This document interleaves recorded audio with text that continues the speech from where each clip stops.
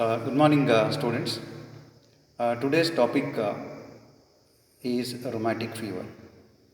Rheumatic fever mainly the disease of children. A famous pathologist describes this rheumatic fever as it licks the joint, bites the heart. It is the leading cause of acquired heart disease. The incidence is more in the age group of 5 to 15 years.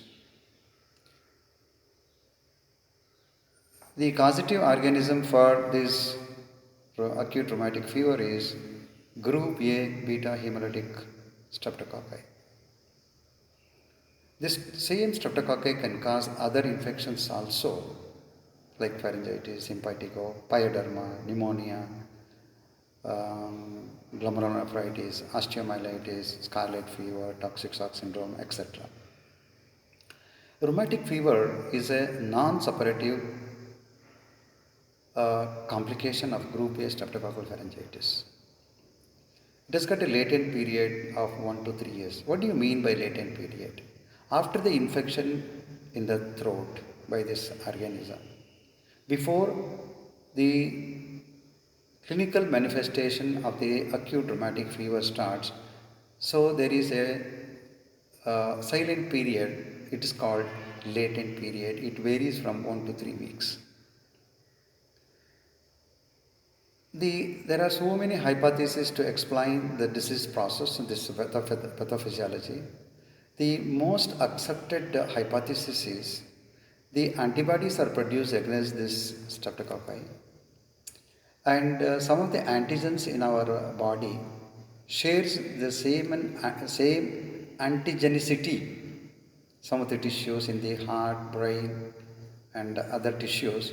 So these antibodies produced against streptococci cross-react with this antigen in our body, which are there in the heart, joint, skin, and brain, and causes the inflammatory. That is the inflammation. Sorry. The common serotypes under this group, that is group A beta hemolytic streptococcus, are as you see here in the slide, serotype M 1 3 5 6 18 24.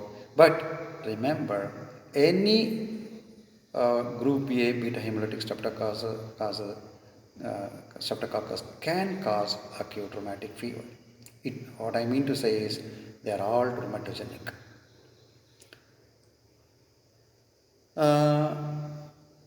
Is the commonest antecedent event that precipitates an attack of ARI, group A beta hemolytic streptococci. The incidence is, prevalence of the disease is 0.5. If you go back to the prevalence, which was 11% in 70s, 1970, and in 80s it was 7%, and in 90s it was reduced to 4%. Now it is 0.5%. And about 50% of children with acute rheumatic fever will suffer from RHD, rheumatic heart disease.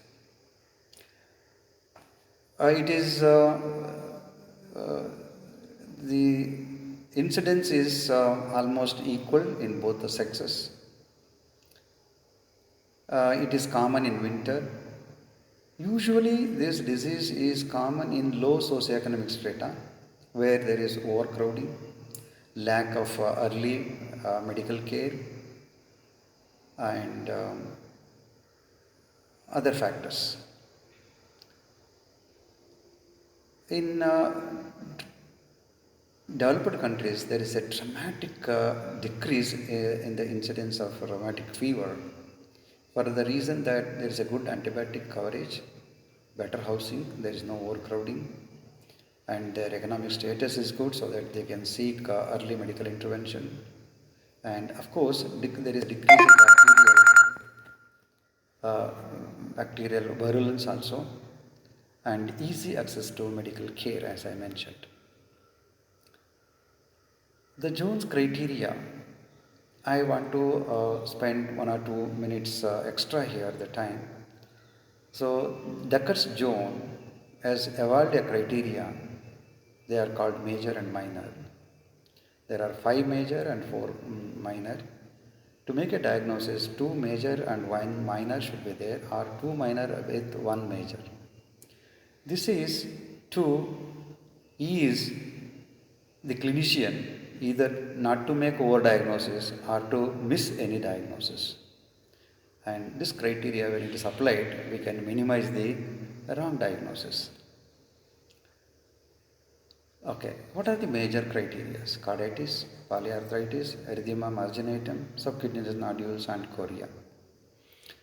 The minors are 2 clinical features and 2 laboratory features. Clinical features are fever and arthralgia. Laboratory, elevated acute phase reactants like ESR and CRP. In the ECG, PR, prolonged PR interval. In addition to that, there should be an essential criteria. What I mean to say is there should be a preceding evidence of preceding streptococcal infection. How to establish that? So we have to take either any one of these evidences should be present to say that there was a preceding streptococcal infection.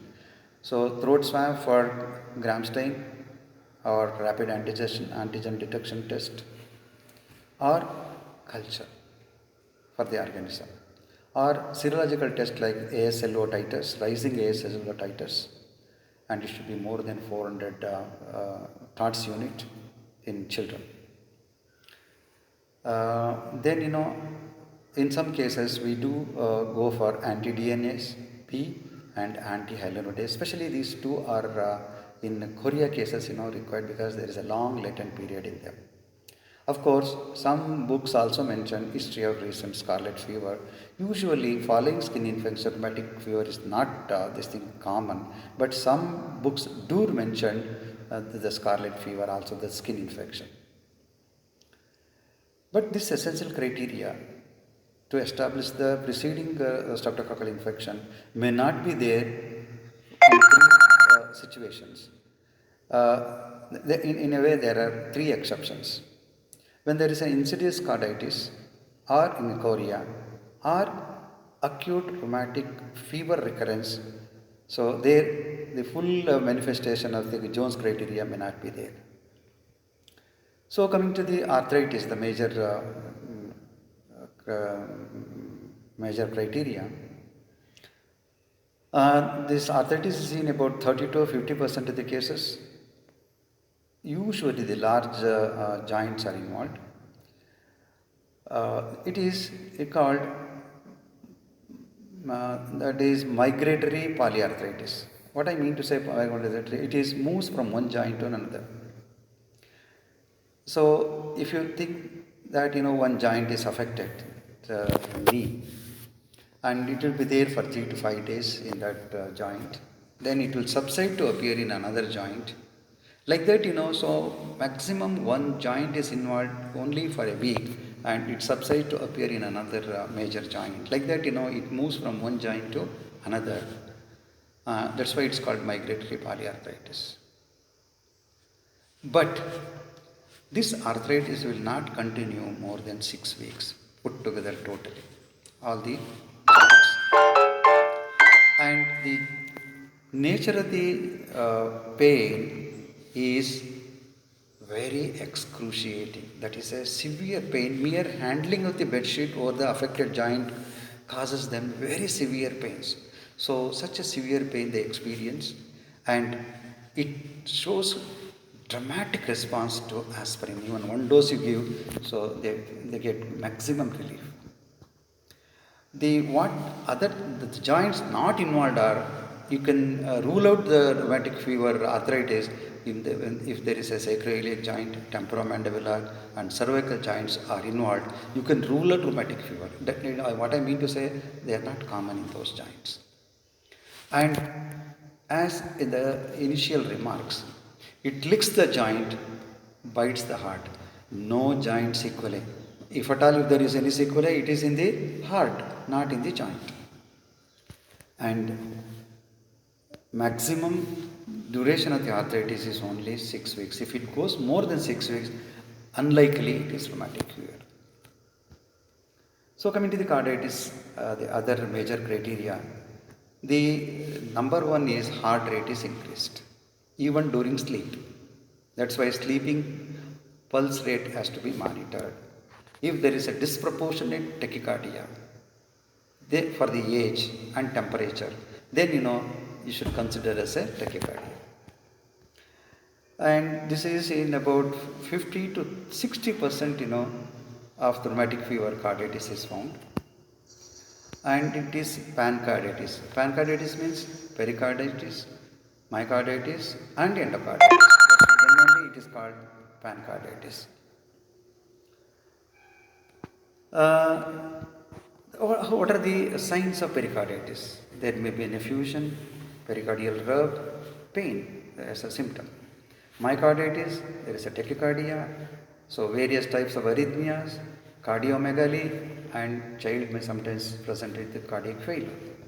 Endocarditis is identified by murmurs.